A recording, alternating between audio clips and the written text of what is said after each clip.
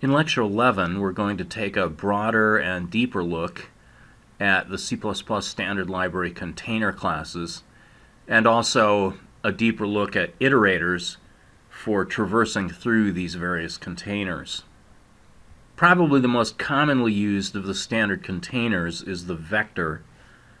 Basically, a vector is a better behaved array. Unlike an array, the vector can grow and shrink on the fly, and it provides member functions that we can call for finding out how large the vector currently is, how large the vector could possibly be, and so on. It does store, just like an array, its elements in ascending contiguous memory locations, so the same kinds of algorithms that we used either subscripting through an array or using a pointer to step through the elements of an array, we can also use with vectors. A vector is guaranteed to be properly initialized. If you declare a vector object with no initialization information, then you get a properly configured empty vector. And there are many different constructors that can be used for initializing the contents of a vector in a variety of different ways. We can do direct equality and inequality operations and assignment. We can also do relational comparisons of vectors, less than or equal to, and so forth, and we'll see an example of that shortly. Of course, we can do subscripting to access an individual element using the square bracket notation, but we also have the ability to use iterators to traverse through vectors, which allows us to use standard algorithms that can be applied not only to vectors, but to many different kinds of standard containers. Now, unlike a conventional array, we can, in addition to growing and shrinking the vector at the back, we can also, although this is expensive, we can insert an element into the middle of the vector, we can remove an element from the middle of a vector, and we can also replace a set of elements in a vector with some other elements. Let's take a look at some examples of this, starting on slide 3. Here we've included IOStream as usual. We've also included vector, which we need for the vector container class. And we're showing here a variety of constructions of vector objects. First, IV is a vector of int, which is initially empty. IV2 is a vector of int. Notice that we've given an integer in parentheses. That invokes a constructor that builds a vector of that length. And here we're getting the default value, which is 0 for ints, for each of the elements in that vector of 4 ints. In IV3, we're specifying what value we want for each of those elements of the vector. So IV3 is again a vector of 4 elements, but this time each element is initialized with a 7 instead of with a 0. And then, of course, for IV4, we're using our initializer list to specify that we want IV4 to be a vector of 6 ints, specifically 1, 2, 3, 9, 8, and 7. We can assign one vector of int to another vector of int. So IV was empty, and now IV contains a copy of IV4. That is, it contains the 6 elements 1, 2, 3, 9, 8, 7 that exist in IV4. Here we're invoking for IV5 yet another constructor. This time it's a constructor that takes a vector of int and builds a new vector of int, in this case IV5, from the existing vector of int, in this case IV. Alright, continuing on slide 4, here we're doing a relational comparison between IV2 and IV4. Now, IV2 contains 4 0 elements. IV4 contains 6 elements, 1, 2, 3, 9, 8, 7. What the relational test does is an element-by-element comparison, and the first time when a pair of elements are discovered that don't match, if the one on the left is less than the one on the right, we're going to consider the entire vector on the left to be less than the vector on the right. So we first compare the 0 that's in IV2 sub 0 with the 1 that's in IV4 sub 0, and because the 0 is less than the 1, we conclude that IV2 is less than IV4. Now, is this the right way of doing a less than comparison? Well, it's the way that was chosen for implementing the vector class. Likewise, in this next comparison, we're testing whether IV3 is greater than IV4. Now, IV3 has a first element of 7. IV4 has a first element of 1. So in this case, we conclude that IV3 is greater than IV4 because the 7 is greater than the 1. In the next part of the code here, we're using our old pal, the range for loop, to step through the elements of the vector IV and display each element one by one. Each element followed by a space is going to be displayed, and then we're displaying a new line character when that's finished. So what we're going to get out from this range for loop is 1 space, 2 space, 3, blah blah blah, space, 7 space, and then a new line. Now notice in this next range for loop that instead of using an int as our element type, we're using a reference to int. Now this means that EL refers to each element in IV one element at a time, as opposed to being a copy of each element in IV one element at a time. So here, when we say EL times gets 2, that is actually directly modifying the elements stored in IV. So initially, the first time through this loop, EL is going to be referring to IV sub 0, which contains a 1. And when we multiply that by 2, IV sub 0 becomes a 2. Next time through the loop, EL is referring to 2. We multiply that by 2, and EL sub 1 becomes a 4, and so on. So when we then loop through IV a third time, displaying the elements that are in IV, what we're going to see is that the elements have all doubled. They used to be 1, 2, 3, 9, 8, 7. Now they're 2, 4, 6, 18, 16, 14. So this business of using a range for loop with a reference parameter is very useful. Okay, so that's just a quick look at some mechanisms for constructing vectors, assigning vectors, comparing vectors, and looping through the elements contained within vectors. Next, we're going to take a little bit deeper look at iterators. An iterator is a generalized kind of pointer. Now, what do we mean by a generalized kind of pointer? What we mean is that the syntax for interacting with an iterator is pointer-like syntax. That is, we can do star on an iterator to access the value that the iterator, quote, points to, unquote. We can do plus plus on an iterator to increment the iterator to point to the next element, and so on. Iterators are used in containers not only for looping through, but also for specifying locations in containers where you want to insert a new value or where you want to erase a value. They're also used in what are called standard algorithms. This gets at what we call generic programming, where we can write an algorithm that uses iterators, so the algorithm doesn't even need to be aware of the implementation details of which kind of container it's operating on.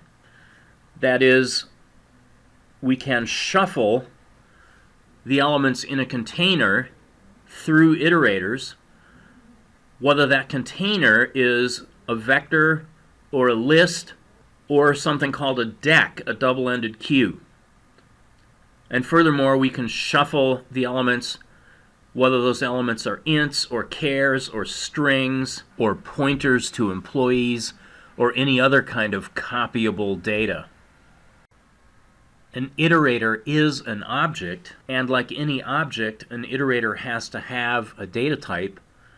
The convention for the standard containers, vector, list, set, and so on, is that the data type of the iterator is the word iterator prefixed with the member of operator and the class that this iterator belongs to. Iterator as a concept works for any kind of container, but an iterator that works for a vector and an iterator that works for a set and an iterator that works for a list are going to be internally different, and consequently you need to say for your iterator type which container class that iterator belongs to. So we read this by saying that the data type for an iterator is iterator that is a member of some container class. And I see that my notation here says read from right to left. Well, of course, that should be read from left to right in the usual way. So I'm sorry for that typo. Here on slide 7, for a given particular container object, obj, we show how to get an iterator for the beginning of that container, that is, an iterator, quote, pointing to, unquote, the initial element. You do that either by saying the container name and then dot begin, or, since C++11, you can use begin as a function name with the object as an argument. They will both produce the same result. Now, the iterator marking the end of the container is either container object.end, or, again, since C++11, you can use end as a function name with the object name as an argument. Now, end, as we've seen in some examples, does not give you a, quote, pointer to, unquote, the last element. What it does is it gives you a pointer that's one past the final element in the array. So you cannot access the element of a container at the end, but you can access all of the elements of the container up to but not including the end. Now, real pointers to successive memory locations are in ascending address order. But iterators are a generalized idea of pointers. They are not ordered in an ascending order the way real pointers are. So you cannot, in general, use the less than symbol to compare one iterator to another. In fact, it may not be the case that the begin iterator for a particular container has a value in some sense less than the end iterator.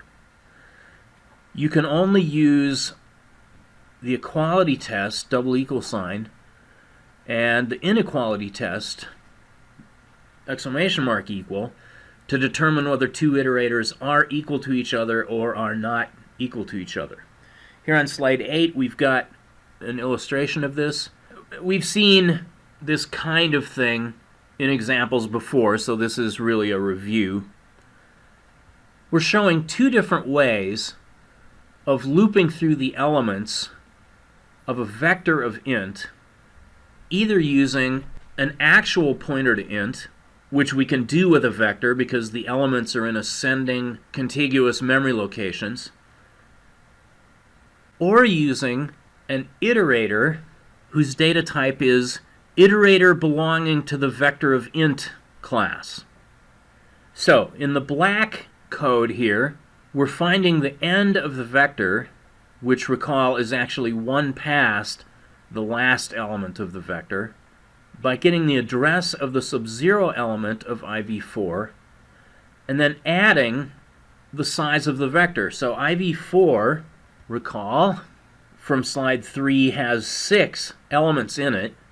Therefore, the address of IV4 sub-0 plus 6 will be a pointer to the int that is one past the last element of IV4. That is, a pointer to an int that is one past the 7, which is the last element value. And in our for loop here on slide 8, we're using a pointer object, P, to step through and point at the successive elements of IV4. So P is initialized to the address of IV4 sub-0.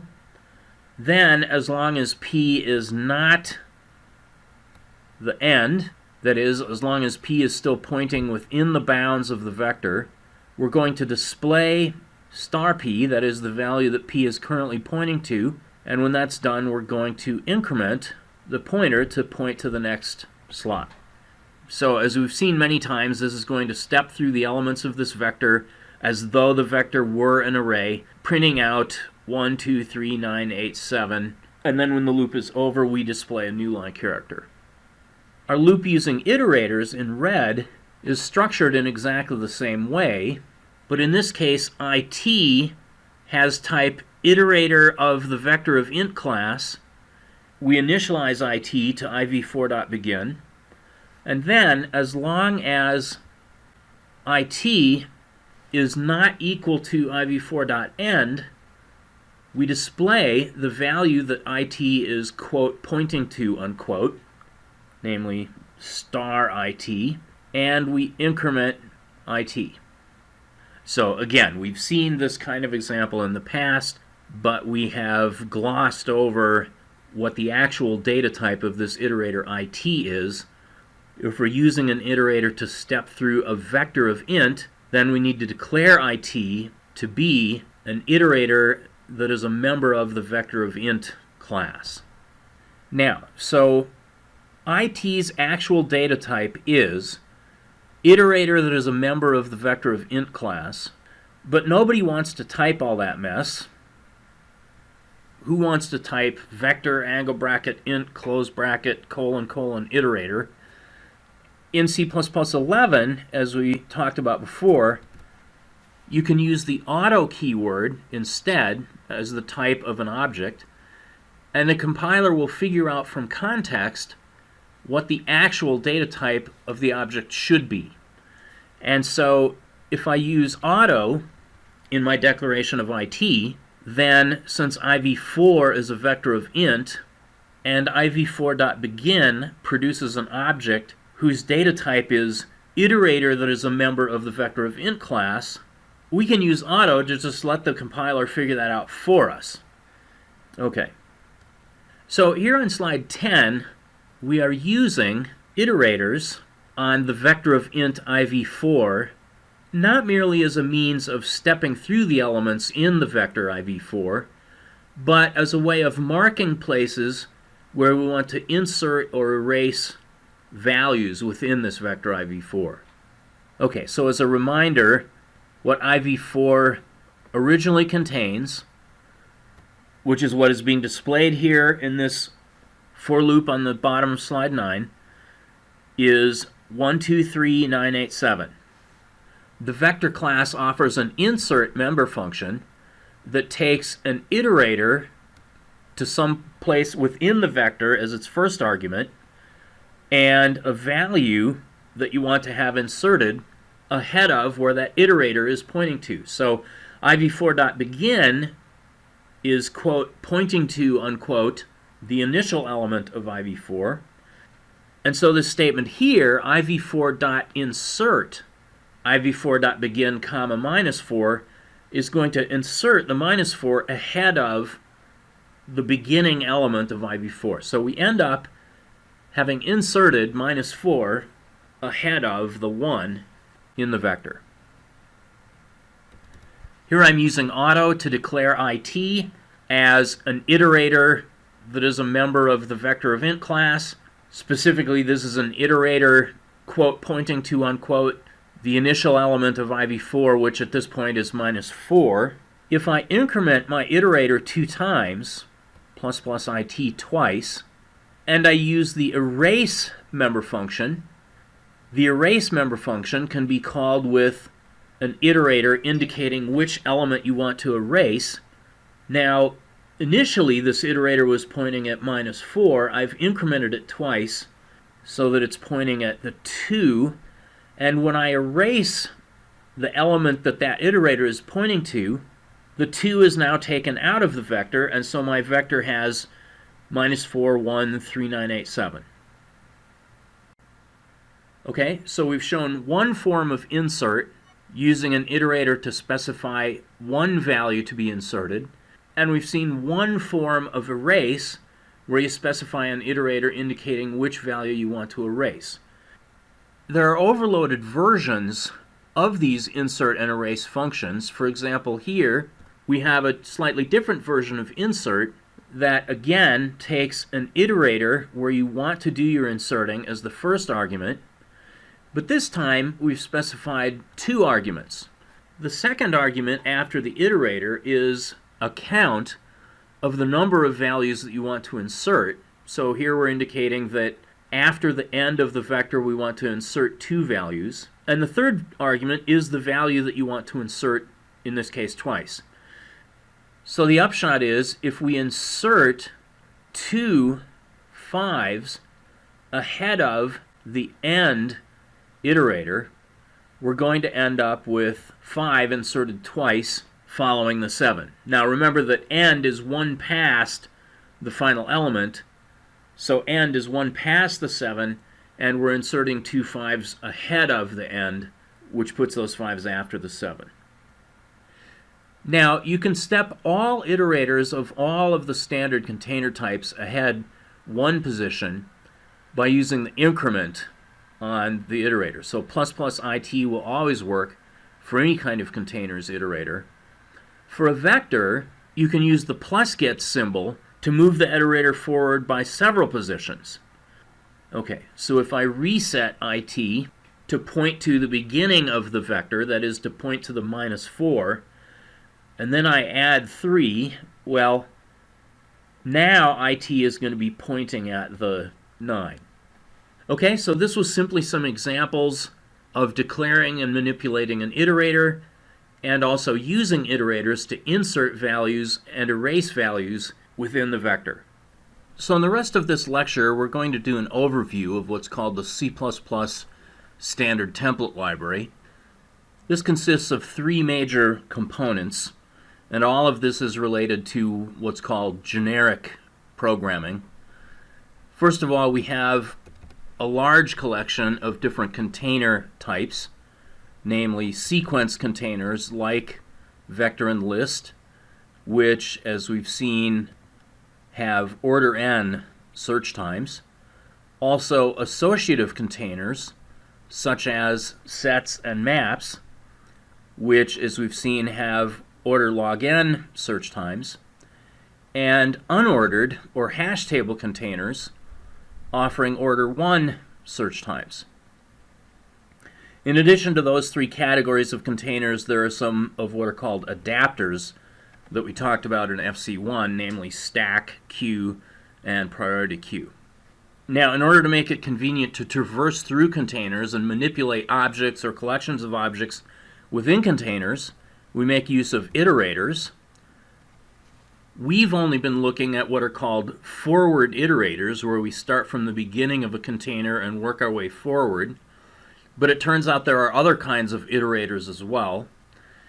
And there are also, it turns out, about 80 different standard algorithms that you can perform on containers using iterators.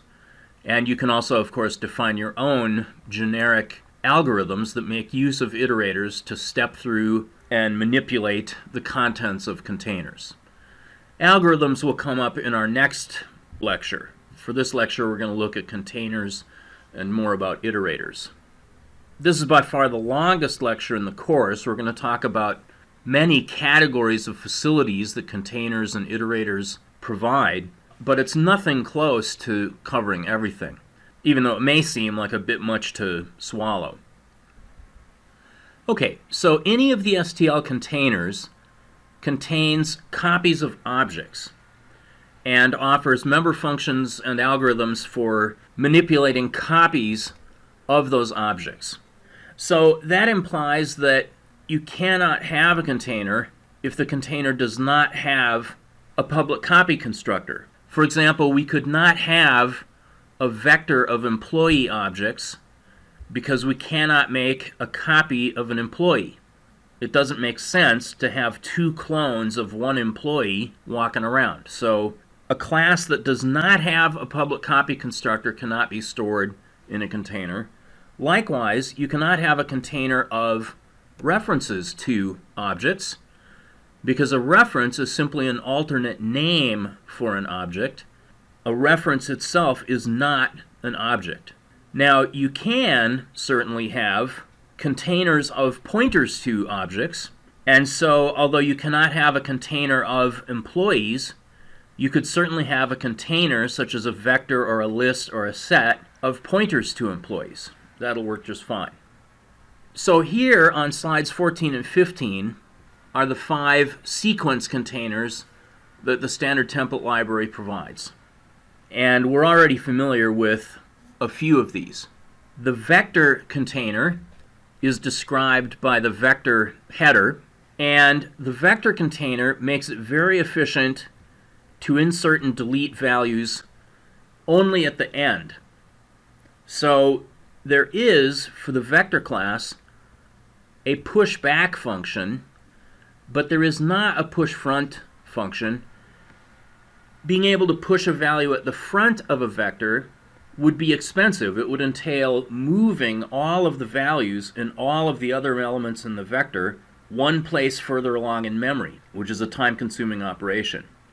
Now, you may complain that, well, look, didn't I just tell you about the insert and erase member functions that vector provides? And indeed, insert and erase are member functions that vector provides, but they do have somewhat complicated interfaces, and they do involve fussing around with iterators. And so that's intended to be a hint to someone using the vector class that although it's possible to do these facilities, it's not necessarily cheap in terms of time or memory. Okay, so we do not have a push front operation for a vector, but we can, if we're willing to suffer the expense, accomplish the same thing by doing an insert at the beginning of the vector of a value. Vectors offer convenient random access. That is, you can use the square bracket notation to subscript any element within the vector object. You can also traverse back and forth using iterators with plus plus to go forward or minus minus to go backward. Somewhat similar to a vector, but both a little less efficient and also a little more flexible, is the deck, or so-called double-ended queue. Now, a deck provides random access just like a vector does. That is, you can use square brackets to access an element within a deck, and you can increment your iterators both forward and backward. However, a deck internally is going to have gaps in it. A deck is sort of like a list of vectors chained together. And so it's not true for a deck that the elements are guaranteed to be in ascending contiguous memory. So that's a little less efficient than a vector, but on the other hand, a little more flexible, because not only can you cheaply push values at the back of a deck, but you can also very cheaply push values at the front of a deck as well. So if you want something like a vector, but you need to be able to conveniently and pretty efficiently manipulate things at the front of the container as well as at the back of the container, a deck is a good compromise. A list, which is implemented as a doubly linked list, is very efficient for inserting and deleting anywhere within the list, not just at the beginning and the end, but also anywhere in the middle that you want, because a list is implemented as a doubly linked list of individual elements. Inserting values into a list anywhere does not require you to move around the existing values within the list. Likewise, erasing an element or a sequence of elements from the list does not require you to move around in memory any of the remaining elements within the list. All right, so we do have efficient push back and we do have efficient push front. A list is not random access. That is, you can't do subscripting, but you can move iterators bidirectionally. That is, you can traverse through the list forward with plus plus or backward with minus minus.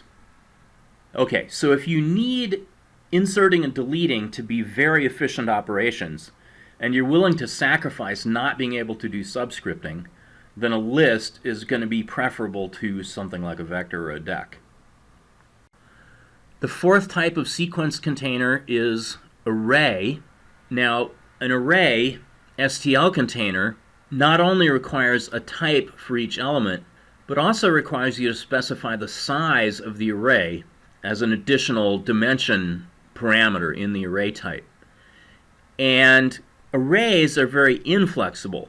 The STL array type is not particularly more friendly or more flexible than the ordinary C++ arrays that you can declare using square brackets. You have no ability to do inserting and deleting. There is no pushback. There is no push front. You do have very efficient random access, and by using the array STL class as opposed to the ordinary built-in kinds of arrays, you can make use of all the conventional iterator syntax. You can increment iterators both forward and backward, and you have access to all of the algorithms that are provided as part of the STL library. Finally, the fifth sequence container is the forward list. This is a singly linked list. It was introduced in C++ 11 to be a more memory efficient form of list than the plain list, which is a doubly linked list. The upside of forward list is that it uses the minimum amount of memory possible for containing an arbitrarily long sequence of data where you only need to have efficient insert and deletion at the front. Okay? So there is a push front for the forward list, but there is no push back. Also, with your iterator, you can only go forward through the list. You cannot go backwards. So whereas vectors and decks have what are called random access iterators, supporting subscripting with square brackets, as well as ++ to go forward and -- to go backwards, and list is bidirectional, that is, you don't have subscripting, but you do have both ++ and -. Forward list has what's called forward-only iterators. You can only move the iterator forward, you cannot move the iterator backward, and you cannot do any subscripting. In terms of how these things might look in memory, here are some diagrams. A vector stores values in ascending contiguous memory locations, and it's inexpensive to insert and delete things at the end of a vector. A double-ended queue is not guaranteed to store elements in ascending contiguous memory locations, but it does give you subscripting, and it does give you the ability to efficiently put things at the beginning and the end of the deck. A list makes it very convenient to traverse forward and backward and to insert and delete things anywhere. An array is extremely efficient in terms of accessing a sequence of elements in contiguous memory, but where you have no flexibility at all over changing the size of the array. And then finally, a forward list only makes it cheap to do insertions and deletions at the beginning. So that's the sequence containers. Now the associative containers store elements in sorted order, and virtually always this involves using something like a red-black tree or some similar kind of tree structure that guarantees log-in lookup performance. By default, the associative containers store elements in ascending order according to how the less than operator works for the particular type of element being stored. There are 4 standard associative containers. In a set, we're able to store single values, and duplicates are not allowed. So this is the same as a mathematical set. You can store as many items as you would like in the set, but no duplicates will be allowed. As I said, doing a lookup or an insert is guaranteed to be order log n. Iterators are bidirectional. We can traverse through a set either forward or backward using ++ and -. Now, one side effect of the fact that an associative container is sorted is that iterators are all treated as though they point to const values. If you're using an iterator to step through the elements of a set, and at some point you said something like star of the iterator gets 19 to change the value of the thing that you're currently pointing to with your iterator to 19, well, that probably will destroy the sorting order of the set. So you're not allowed to modify a value that an iterator is currently pointing to when you step through a set. A multiset is like a set, except duplicates are allowed in a multiset. So you could think of a multiset as being like a bag of objects kept in sorted order. So if you had a multiset of marbles, for example, you might have 4 blue ones and 8 red ones and 3 black ones. Here on slide 18 are some illustrations of set versus multiset. The set here is shown as the balanced binary search tree.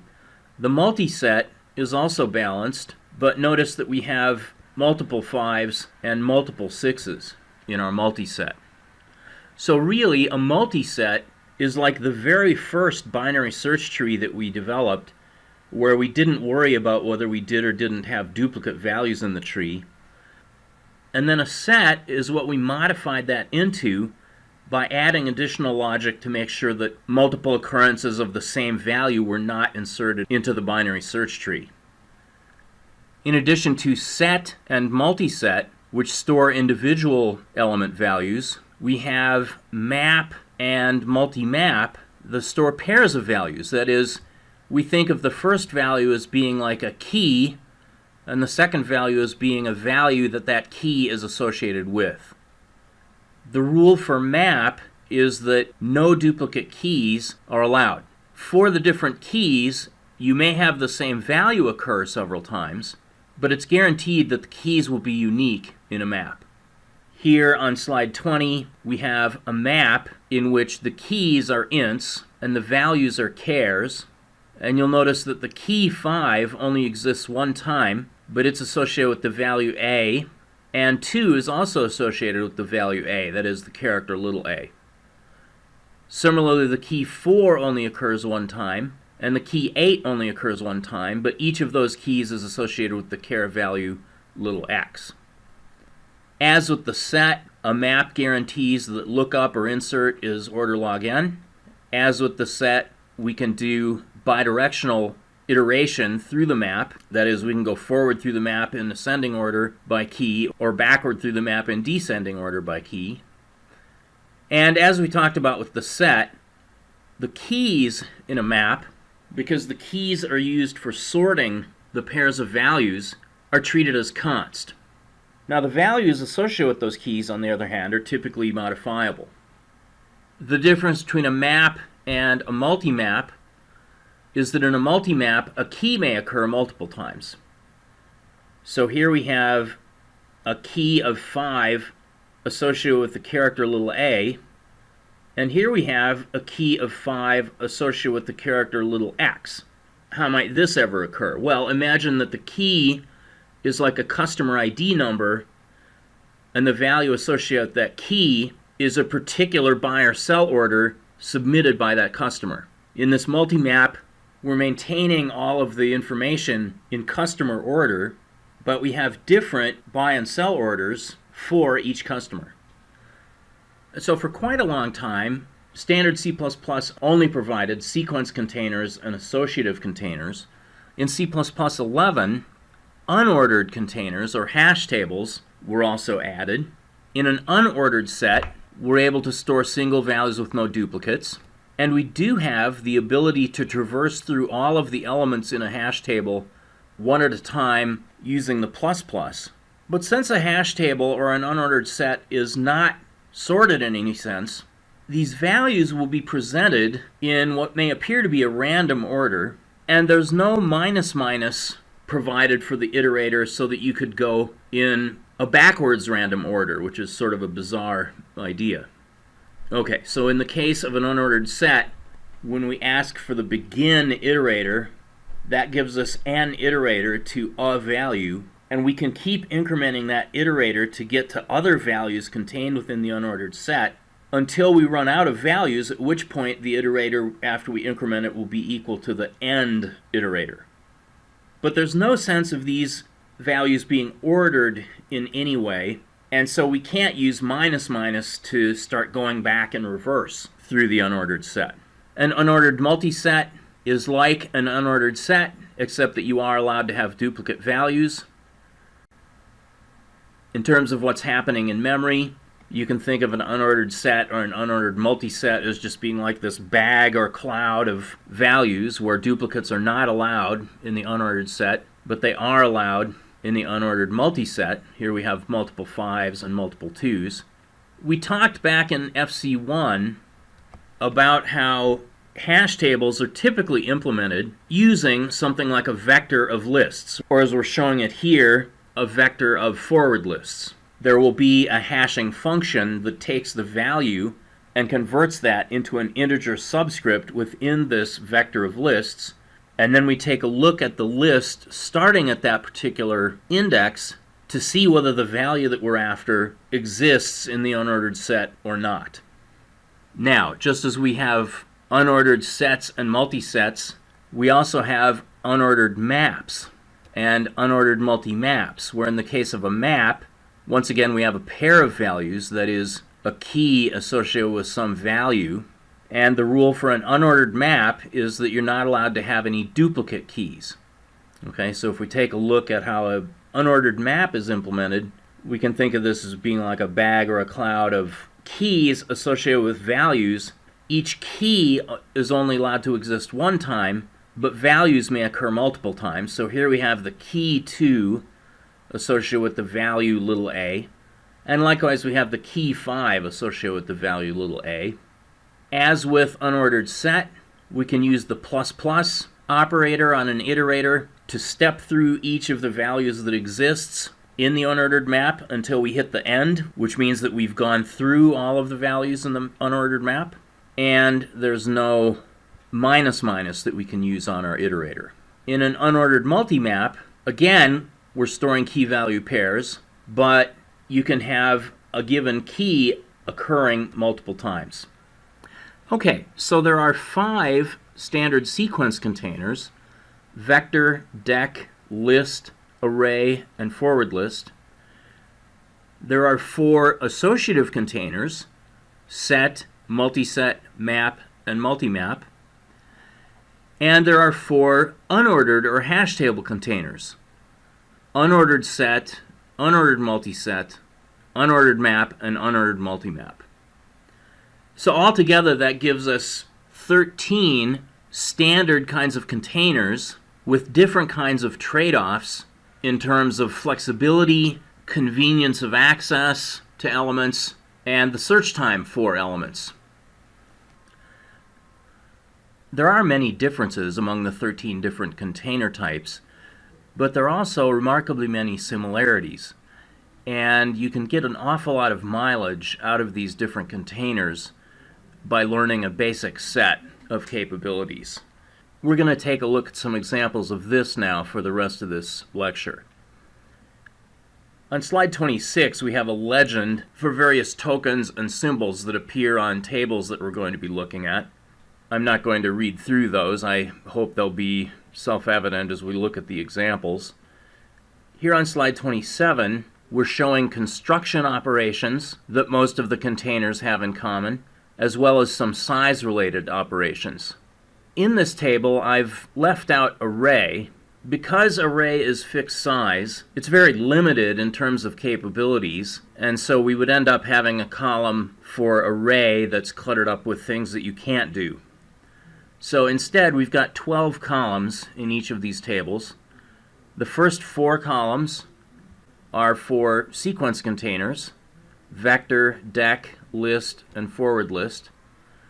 The next 4 columns are for associative or tree containers: set, multiset, map, and multimap.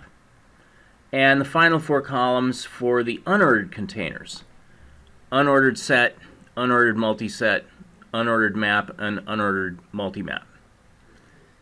Alright, so the top 2/3 of this table shows various ways that we can construct these containers. We have a default constructor where you simply give the name that you want your container object to have, and it will be properly constructed to be empty. Then we have a copy constructor that you can use to make a container as a copy of another container of the same kind. So that is, you could make a vector of int as a copy of another vector of int. You could make a list of care as a copy of another list of care, and so on. You can use the equal sign, which will also do implicit copy construction. One of the most flexible kinds of construction is this next one, where we specify iterators for the beginning and end of some sequence that we want to use to initialize the elements of the container that we're constructing. Now, what's really cool about this is we can use this constructor to build some new container of some type from any other kind of container of that same type. So for example, we could use this constructor to build a vector of int containing all of the elements from the beginning to the end in a list of int, or in a set of int, or in a multiset of int, and so on. We can construct objects using the initialization list notation, either with or without the equal sign. The initialization list notation, recall, is a list of values contained in curly braces and separated with commas. That kind of construction works for all of these different container classes. Let's take a look at several examples of these constructors being used. We're going to take a look at this very long program in a file named containertest.cpp to illustrate all these various functions that we're talking about in these tables. So, here on slide 28 we have the very top of containertest.cpp, and we've pulled in all of the headers for all of the standard template library container types. The first thing we're doing in main is we're using bool alpha to make sure that if we're going to display Boolean values, that they're displayed to the screen as the words true and false rather than the integer values 1 and 0. Okay, so that slide is just preliminary stuff. We're not really doing anything yet. On slide 29, we have examples in which we're constructing the 4 different kinds of sequence containers, and we're also constructing set, multiset, unordered set, and unordered multiset to illustrate several of these constructors. In particular, we're constructing the following container objects: v1 and v2, which are vectors, d1 and d2, which are decs, LC is a list, FLC is a forward list, and then we have S1, MS1, US1, and UMS1, which are a set, a multiset, an unordered set, and an unordered multiset, respectively. After we have constructed each of these objects, then, on slide 30, we're going to use range for loops to quickly display the elements stored in these various containers. Alright, and then the output from the range for loops is shown on slide 31. Okay, so again, let me back up to the table for a moment. And what we're doing here is we're looking at examples of these various forms of constructor for all these various kinds of container. And by using the range for loops, we're going to see what the contents of those containers are. So let's go through those one by one. Alright, so starting with the code on slide 29, let me erase my highlighting, and we're going to start with v1. So v1 is using the form of constructor that takes an initialization list. We've done this before. v1 is a vector of char, and it's initialized with 12 chars. HELLO, comma, space, WORLD. v2 is also a vector of char, and here we're using the copy constructor so that v2 is a copy of v1. Now, d1 is a dec of char, and we can store the same characters into d1 that v1 contains by using the iterator style of constructor. We specify v1.begin and v1.end as the arguments to the constructor, and so d1 is now created and initialized with the same 12 characters in the same order as they occur in v1. d2 is a dec of chars, and we're simply using the alternate form of implicit copy construction with the equal sign instead of the parentheses. LC is a list of char that is empty using the default constructor.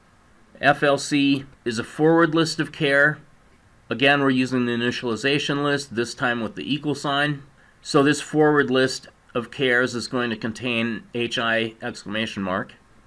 Now we're taking the elements in the vector v1 from beginning up to but not including end, and we're storing those values into a set of char named S1, then into a multiset of char named MS1, an unordered set of care named US1 and an unordered multiset of care named UMS1. So we've got 12 container objects constructed here on slide 29.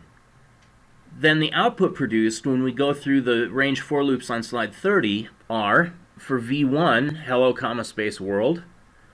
V2 is a copy of V1, so again we get hello comma space world. D1 is not a direct copy of V1, that is, you can't say dec care D1 and then in parentheses put V1, because the dec and the vector are not the same kind of container. But we can use our good old iterator notation to put the same characters in the same order into D1. So D1 contains hello comma space world, as does D2, which is a copy of D1. LC is empty. FLC contains HI exclamation mark. Now, a set of cares, S1, is guaranteed to contain those cares in ascending character order, and it's not allowed to contain any duplicates. So we take all of the characters in V1, HELLO comma space WORLD. We do have some duplicates. We've got 3 L's, we've got 2 O's. So those duplicates get tossed out, and when we display the elements in the set in ascending order, it turns out that the space character comes first, then the comma character, then all the remaining letters are lowercase letters, so we get DEHLORW. The multiset, MS1, is the same kind of thing. It's the ascending order of the characters in V1, but this time duplicates are allowed, so we have the 3 L's and we have the 2 O's. The unordered set, US1, contains exactly the same characters as S1 does, that is, there are no duplicates. But notice that the order is kind of random. That is, we have D, W, space, comma, O. There's no way of predicting what order these characters might be stored in an unordered set on a given system. Conceivably, this order might even change each time I run my program, although that seems very unlikely. It might be different, though, between GNU C++ and Visual Studio or Xcode. The unordered multiset contains the same values as the multiset. Duplicates are allowed in this case. It turns out that the, quote, random, unquote, sequence for the unordered multiset is the same as for the unordered set, but we do have 2 O's and we do have 3 L's thrown in here. Okay, so those are very straightforward examples of ways of constructing these kinds of containers. Let me flip back to my table, and on slide 32, we're going to take a look at some of these size-related member functions that these containers provide. Empty returns a Boolean, which is either true or false, depending on whether the container is or is not empty. Size returns the number of elements that are currently within the container. And max size returns the maximum number of elements that could conceivably be put into the container if you had enough memory on your machine. That is, it's the implementation limit on the container type as far as how many elements that particular container can contain. Notice that all of these operations on the table on slide 27 are available for all the different container types except for the size member for the forward list. To make the list as fast as possible and occupy as little memory as possible, it turns out that the forward list does not carry around within itself a knowledge of its own size. So if you want to know the size of a forward list, you're going to have to use an algorithm to explicitly count how many values are contained within the forward list from the beginning up to but not including the end. Okay, the output of this code on slide 32 is shown on slide 33, and what we see on my system is that vector 1, V1's size is 12, which is correct. That's the HELLO comma space WRLD that we put into V1. The max size is 18 quintillion, which it turns out corresponds to the maximum value that will fit into an unsigned long int. Now, clearly my machine does not have 18 quintillion bytes of memory available, but the implementation of the vector container type in theory, would permit me to create a vector of that size. And then finally, lc.empty, since we've turned on bool alpha, displays true, because the list of chars LC is in fact empty. Now on slides 34 and 35, we're showing construction and display of the various map container types. MultiMap, which is in sorted order by key and which does allow duplicate keys. Map, which is in sorted order by key but does not allow duplicate keys. Unordered MultiMap, which allows duplicate keys and stores them in a seemingly random order, but that's intended for fast access of the elements by keys. And finally, Unordered Map, which stores key value pairs and does not allow duplicate keys. So let's take a look at the declaration and initialization of MM1, which is our multi-map mapping from char to int. So notice that the template type declaration for the multi-map that we want specifies char as the key data type and int as the value data type. So you have to remember to provide two data types for the key and the value of what you want to store in your multi-map. I'm using initialization list notation to specify the initial values that I want to have for the keys and corresponding values in this multi-map. Each so-called pair that's going to be stored in the multi-map should be enclosed in curly braces and consists of the char, which is acting as the key, and the int, which is acting as the value associated with that key. Here I have 12 key value pairs. The key of H is associated with the value 1. Then the key of little e is associated with the value 2. The key of little l is associated with the value 3. And then we have a duplicate key of 3 associated with the value 4, and so forth up through the 12th entry here, which is the key little d mapped to the value 2.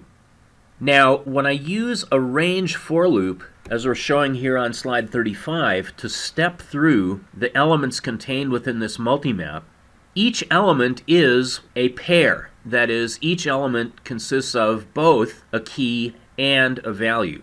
So this parameter e within the range for loop is going to take on, one by one, the value of each pair, and the pair data type can be broken out into a first part, which in the case of a multi-map is the key, and a second part, which in the case of a multi-map is a value.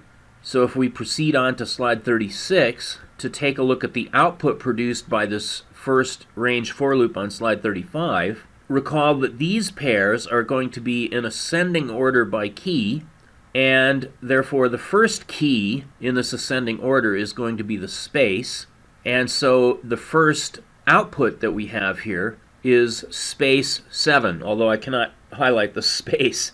All right, so space 7 is our first pair, then comma 6 is our next pair, then D2, and then E2. Now notice when we get up to the L keys that there's no ordering implied for the value part of the L keys. On this system, the values are in the same order that they were specified in the initialization of the multi-map MM1. But it's not specified whether that's going to be the case or not. All it is specified is that the keys with their associated values come out in ascending order by key. And in a multi-map, duplicate keys are allowed. So we have space, comma, little d, little e, little h, etc., up through little w, which is associated with the 8. All right, so let me go back to slide 34.